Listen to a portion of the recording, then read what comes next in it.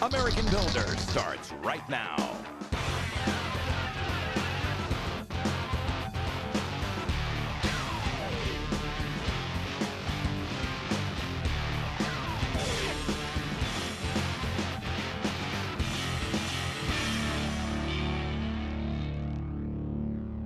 Hey, I'm Brian Gurry, the American Builder. When you think about decking, from now on you're going to think one name, Duralife, right? My buddy Duff is supplying this beautiful home on the lake with Duralife decking. I already know it's a better product. I can see the trim boards they have. It comes coated with a piece of plastic so that you don't take it off until the deck's completely installed. We're going to talk to Duff and get all the do's and don'ts. You know him. He knows every spec in the world with products that he carries because he only carries the best. Let's go hang some Duralife. Tell me all about it. Everybody says their composite decking is the best, right? Duralife is the best. Why? Well, first and foremost, it's the only one that's made out of polypropylene. Polypropylene is like a virgin poly resin. Like a Tupperware bowl. Tupperware, like the red gas cans, yep. The things like that. So when it needs to be strong, they use polypropylene. So we make our decking out of polypropylene. We're the only ones that do it. Yep. Everybody else is made out of polyethylene, which is a weaker product. Gotcha. That's it in a nutshell. You individually wrap every one. What we do is... Isn't that going to cost us a little too much money? It's actually pennies to do it. Really? We feel that, like out here on the job site, I mean, there's dirt and everything flying around, everything's there. Yeah. So this gives it an extra added protection to put it down. Then the construction guys can walk all over it. Right. And then you pull that at the end of the job and you've got a perfectly... Except for the one that I just pulled off, right? We did the starter board just a few minutes ago. Yeah. It's so hard. You had to pre-drill it to put it in. This is not. That's the part of polypropylene that it is. It's very rigid, very strong, very dense. The beauty of this is that this will span 16 inches on center on a 90, and then we go to a 45 degree, you still stay at 16 inches. So when I go to turn, I don't have to go every 10, 12 inches like I always do? Right. Okay, so I'm buying it. I bought it. Yeah. That's it. So if you have a few minutes, we're installing it out front of this house. Let's take a look and see how easy it goes down. Check it out. I like the fasteners that you were showing me how to put it down. No more 1,000 holes across it. And you know you've seen my guys put decking down with nail guns. We won't talk about that right now. Let's go up front and see what professionals put it down. Sounds good. Thanks, Duff.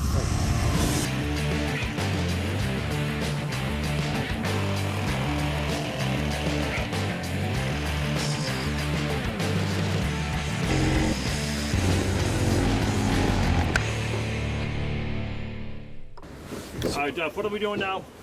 You got your woodway railing ready to go. I've been carrying this thing for an hour. All right. What's our next step here? So what we're going to do is Chris is going to install the fascinator clips. Yep. We're going to put in we're going to show you the way that the hidden fastening system works. Are they really called fascinators? They are. I like that. Yeah.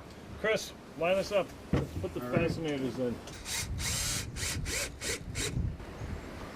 Okay. I want to see this next piece. All right, so Duff, do I got to bang these in? Yep, just tap them in. That's it. 3/16 of a gap. Yeah, I love it. And now you just put in the next fascinator, and your next board is ready to go. As simple as that. Simple as that. Off you go. Don't see anything on the top whatsoever. That's awesome. Makes your job easy.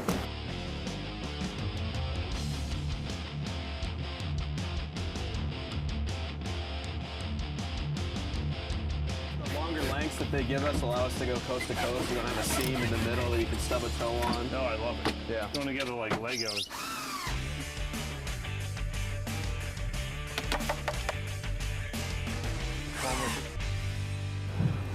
Don't touch it. It's got a setup. So like I'm in a sea of Duralife and Comer at this point. You know what I mean? It's done. This is a great looking small deck, and I'm thinking that the plastic they put on every single piece is where it's at, right?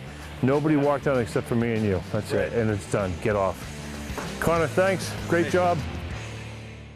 It's concrete day. This is the best day of my life. You got a pump truck here. The guy in the end of the hose, he's in charge of everybody. He predicts exactly what's going on. He's talking to the truck down below. He's got a mic on, so we're getting this small talk. All right, pump. It looks easy. There's at least 10 trucks backed up. Every single truck hits the pump truck, gets out here, and it's just mayhem. There's no time to relax whatsoever. Pay attention over here. Hey, talk later. Here we go, ready? They'll yell at each other all day long. I'll stop the pump right now. Stop the pump. What? I'll do the flip. We need another guy on my team. Back. They're low up there. All right, give me another guy then. I don't care, man. But I gotta reach over here, that corner. I need 4 hoses. 4 hoses. You're like the quarterback of this concrete. Not really. I'm Pretty like much. the halfback. You're the guy that everybody yells at for some reason, and you're yelling Yeah, back. if they need concrete, if they're low, if they're high. Stop! Stop! Stop! You're the one pulling it around though, and I've done that before. That is no easy task. That friggin' hose weighs 1,000 pounds, and after a day of it, I quit. I'm out. You do this every single day, right? Yeah, pretty much. Oh my God. I got nobody over here with me. All right. Hey, let's break. What's up, Ken? Empty. Right now, we got no trucks. Break. I love listening to them yell at each other. They've been making concrete for thousands of years. How do you think they made the pyramids, right? Mud, straw, some lime, they made the bricks. Concrete today is just made of water, aggregate, Portland cement.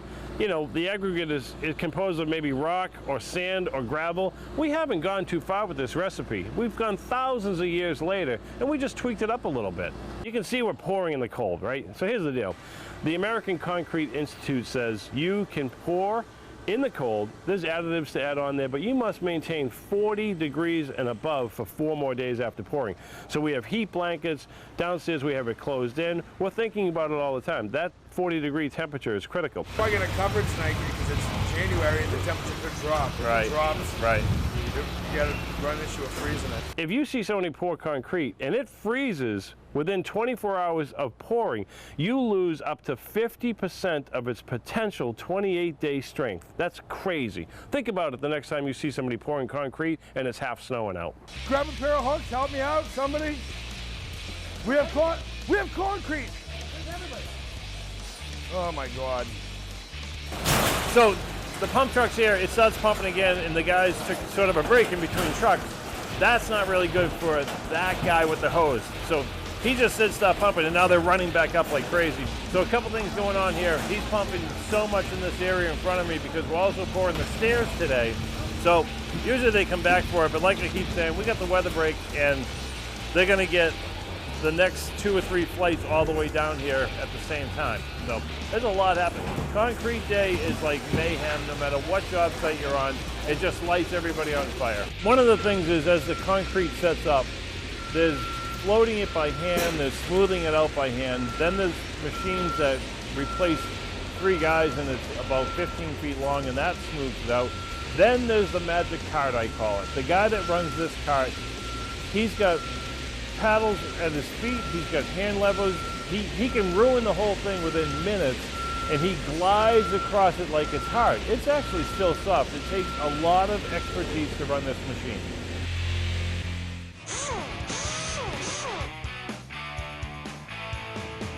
So we got a yard of concrete, and she's Yeah, a yard. a yard. Yard. Park the car on Harvard Yard, like. There's so many R's in that sentence, I don't even know what you said. Pot. We just teach her to say Boston. Yeah. Say park, Pot. the car, The car. car, car. Park. The car. Park the car in the yard. Park the car in Harvard Yard. Park it. Park. Park it. Park the car on Harvard Yard. Park the- I got it! She'll catch on. Okay, so we go from concrete to concrete. Another American Builder classic, backed by popular demand. Sorry for the quality, but concrete stamping back in the day.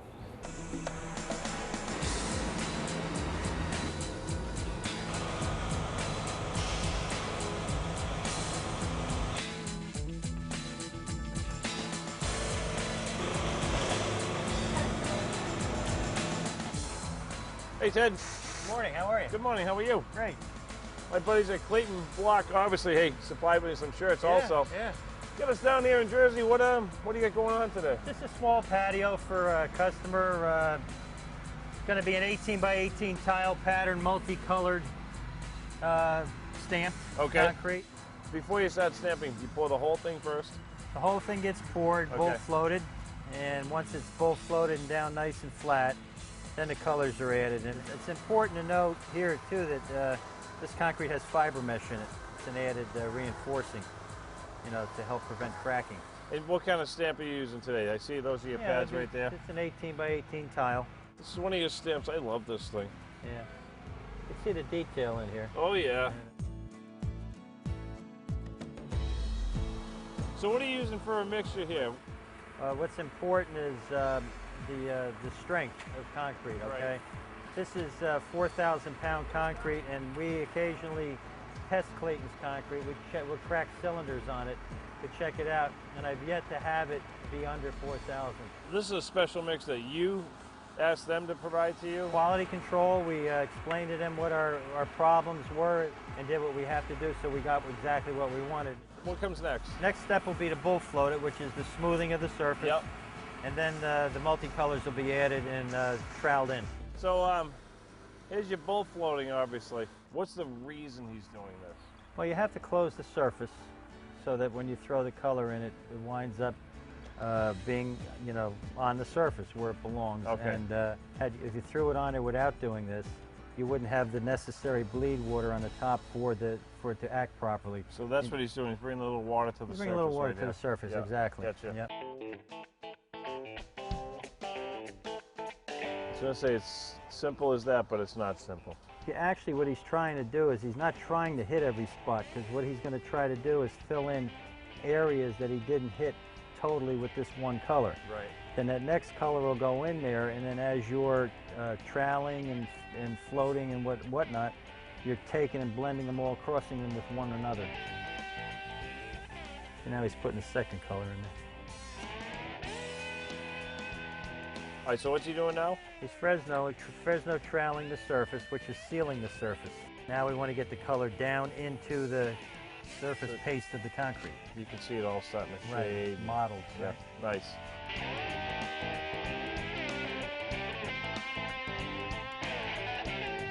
And this here in the bucket, that's the release agent that's going to go on. What's it actually do? What's its real job in life? It has two purposes. One, to release the stamps from the wet surface of the concrete, and it acts as a highlight. So what we're trying to achieve is we're trying to make this thing look kind of old world and modeled looking. This will add another dimension. He's setting a stamp, you can see right there. Stamp number 1. How long do you keep that particular stamp on? Just long enough to you know, physically push it in. So there you go. First stamp's up.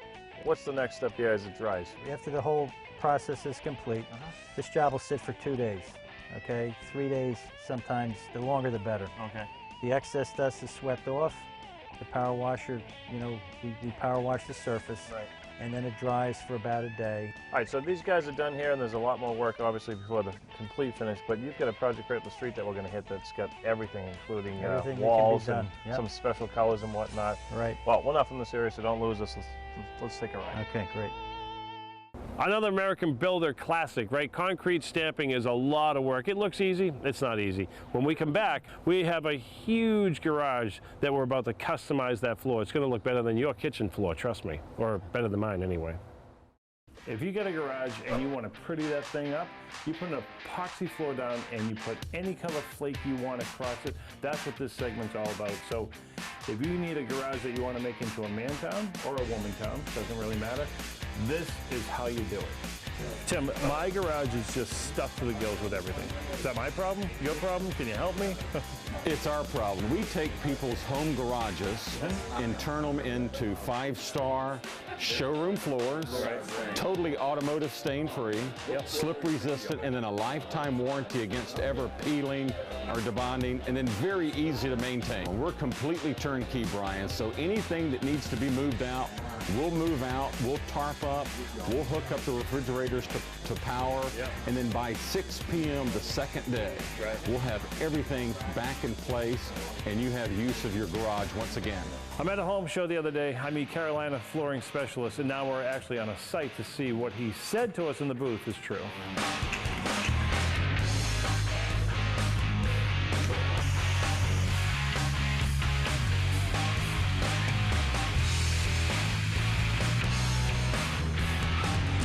All right, so we're right in the middle. Well, I call it the middle. The ugly part's over. Right.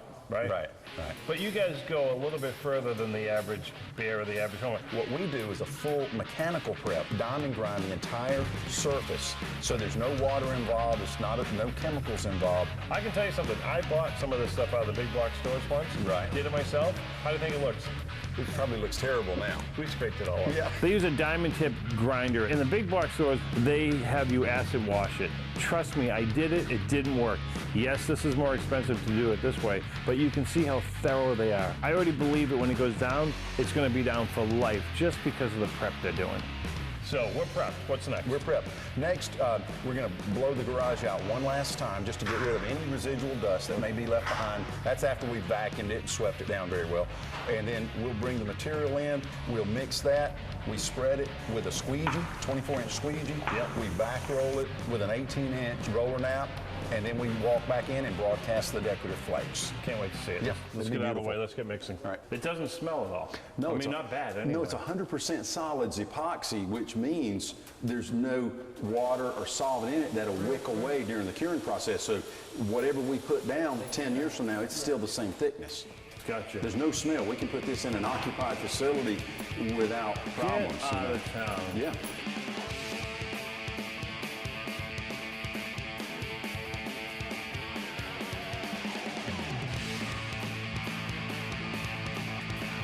Why can't he just squeegee it down and call it a day? Why is he rolling it afterwards? Well, squeegeeing it just spreads the material nicely, but it still leaves some squeegee lines. By rolling it, it ensures that we have the same thickness everywhere, Right. so the millage is right, and it helps the product lay down very nicely. Okay. Okay, now the fun part. I'm gonna throw the flakes on. I became the flaker.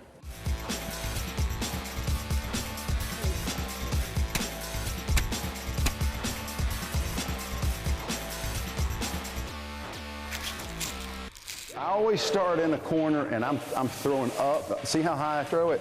And I'm just kind of watching it. I really like to watch it, and I'm moving across.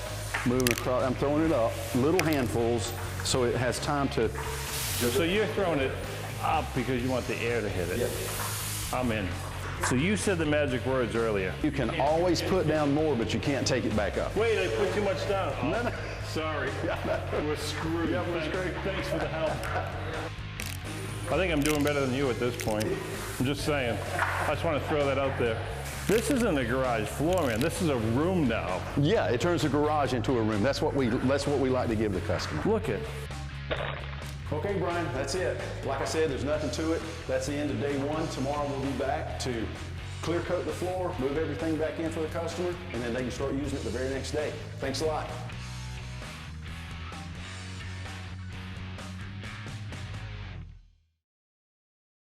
Everyone in my mind is a frustrated inventor. I'm an inventor. I have brought things to patent, I have brought things to shelf, so now people send me their ideas and patents. Some of them are good, some of them are ridiculous.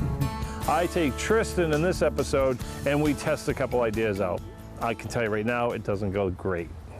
This company called Night Star's landscape lighting system, there's thousands of little beams of light coming out of this in different colors. So no more climbing a tree and falling down and putting wires everywhere. One light, different colors, shines all over the place. Looks pretty cool. You got an email about a heating system out of a flower pot. Yeah, supposedly it's going to cost me 8 cents a day to heat an entire room with 2 flower pots and 4 little candles. I don't believe. Well, I hope to prove you wrong. So go ahead. You're going to want to take a bolt, Yeah. 2 nuts, and a washer, and that's all you're ever going to need. And 2 ceramic flower pots and 4 candles gonna heat a room? The whole room, 8 cents a day. God, I hope this works. It's going to save me a lot of money. All right, I'll light the candles. I am on record not believing already. But you never know. Once you get it all set up, you just set it right over the 4 candles. Heat goes up into the first pot, expands to the bigger pot, and about a half an hour to an hour, you're going to feel the difference. We're gonna shut the thermostat off in here. Yeah. With that. Pretty much. Okay, so it's been about an hour, not even, well, about 45 minutes, right? Yeah. All right, just so about that. it's warm, but I don't think four. I'm really disappointed. I thought I was going to be back here like, wow, you can really feel that, but I'll give you this, it's warm. And to the touch. And that's really hot, but that's a piece of steel, so any candle would do that. But as far as 2 feet away, you're not feeling it. Okay, so 2 for 2, and I'm gonna call them fails. That laser thing with the lights, like, there's different ones out there. This one is actually laser. It says don't look at it. Well, how do you put it in the yard and people walk in and you don't look at it? Yeah, I wouldn't put it in my house, although it does look cool. And that stupid heater idea from Tristan, that couldn't heat your heater for 8 cents a day. Not so really. Let's just blow them out and get rid of it. I'm a complete non-believer. To the point. Oh, come on, man. Fail. That's ridiculous. I've seen them on YouTube. I wanted to try it myself. It's stupid. It doesn't work. So we might as well just stay on the bandwagon of dumb ideas. I invented Nature's Towel. It's a disposable towel that I was going to change the world with. It was biodegradable. In my mind, everyone was going to use them. No more carrying towels out to the pool. You get the disposable towels. Took it to Miami Beach. Where else would you take towels? Language problem. The towel doesn't work. People didn't like it. I lost a lot of money with that one. Beach towel, bath towel, pool towel. It's green. It's biodegradable. You can throw it in your recycling when you're done. It's strong as can be. You can use it more than once. Let me tell you, no more laundry bills, no more electrical. Kids come over for the pool, a biodegradable, disposable towel. Let's hit Miami Beach and see what some people think about this one. How do you say nature's towel in Spanish? Look, see this? It's a towel. It's a disposable towel. Biodegradable, but you don't speak my language, so everything I just said means nothing. I want you to keep your exercise going. Ciao. Ciao. So they like the Nature's Towel, but they didn't take the Nature's Towel because we have a language barrier here in Miami. Who cares? So on my 3 for 3, I couldn't even give them a towel. I'm sort of out of the inventing business.